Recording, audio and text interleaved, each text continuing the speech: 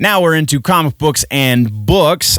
So we do have a follow-up real quick about San Diego ComicCon. San Diego ComicCon, a.k.a. Comic-Con International, a.k.a. SDCC, a.k.a. the biggest, but not the OG, just the biggest Comic-Con in the country, has made the official announcement that the spring convention, the regular convention, is going to remain digital this year. Much like last year, it's going to be a similar event.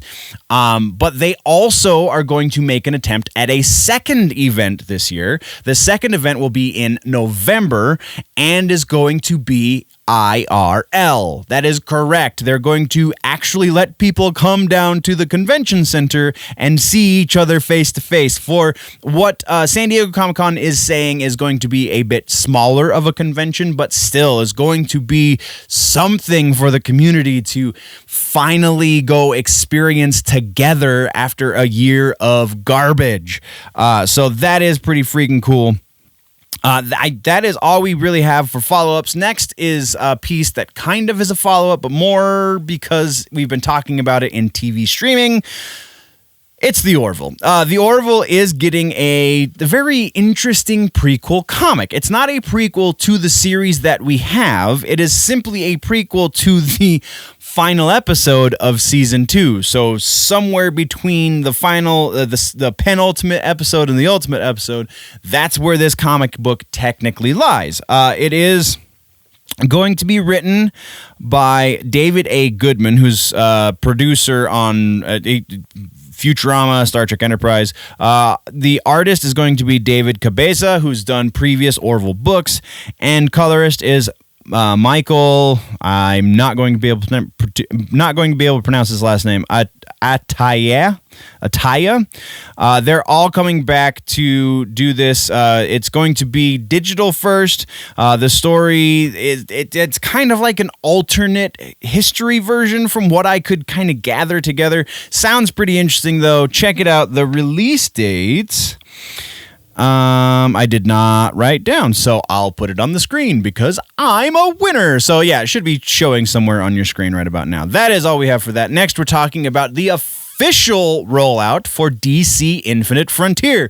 We mentioned this briefly a couple episodes ago, talking about the future after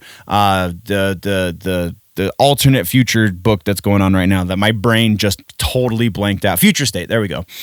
So the big story arc that is going to be DC universe spanning, so going across all of the multiverse effectively, is going to be called Infinite Frontier. We know this, but issue number 0 hit shelves yesterday, so you should be able to go get that. A real brief synopsis for the series is as follows. Alan Scott, the Green Lantern from Justice Society of America, has noticed some of his allies are still missing in action, and he's determined to find them.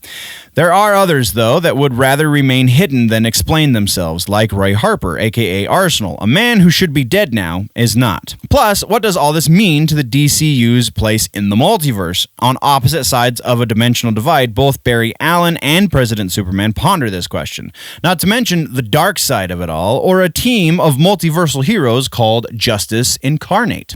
So, very interested to see what happens with this. It's going to be a 6-book arc, so that seems very small for such a large, presumably large event in the DCU.